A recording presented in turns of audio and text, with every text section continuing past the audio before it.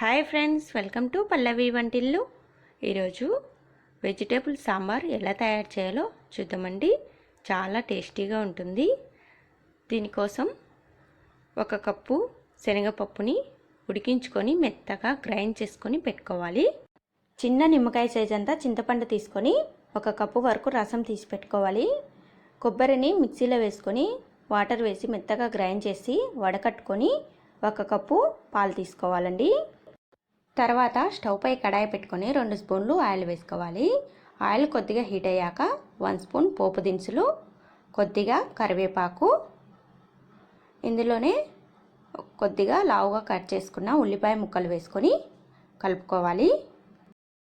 ఇవి కొద్దిగా ఫ్రై అయ్యాక ఇందులో క్యారెట్ ముక్కలు, బెండకాయ ముక్కలు, సొరకాయ ముక్కలు, బంగాళదుంప ముక్కలు, అలాగే వంకాయ ముక్కలు, వెజిటేబుల్స్ మీకు ఏ అందుబాటులో ఉంటే అవి వేసుకోండి. ఇలా అన్నిటిని వేసుకొని బాగా కలుపుకోవాలి. ఇప్పుడు ఇందులోనే కొద్దిగా పసుపు వేసుకొని టేస్ట్కు సరిపడినంత సాల్ట్ వేసుకొని కలుపుకోవాలండి.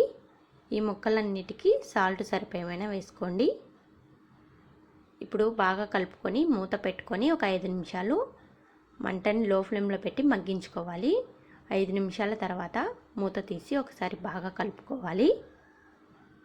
ఇలా బాగా కలుపుకొని ఇందులో మనం ముందుగా ఉడికించి పెట్టుకున్న శనగపప్పు పేస్ట్ వేసుకొని ఈ ముక్కలన్నీ మునిగేంత వరకు వాటర్ వేసుకోవాలండి. ఈ పప్పు మొత్తం బాగా కలిసేంత వరకు కలుపుకోవాలి. ఇలా కలుపుకున్న దానిలో 1 స్పూన్ కారం వేసుకోవాలి. కారం తక్కువగా వేసుకుంటేనే సాంబార్ టేస్ట్ బాగుంటుందండి. అలాగే టేస్ట్కు సరిపడినంత సాల్ట్ వేసుకోవాలి. 1 స్పూన్ సాంబార్ పొడి, 1/2 స్పూన్ ధనియాల పొడి వేసుకొని కలుపుకోవాలి.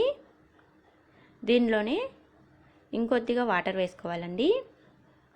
ఇలా వేసుకొని మూత పెట్టుకొని ఒక 10 నిమిషాలు మంటని లో ఫ్లేమ్లో పెట్టి ఈ ముక్కలన్నీ మెత్తగా ఉడికేంత వరకు ఉడికించుకోవాలండి.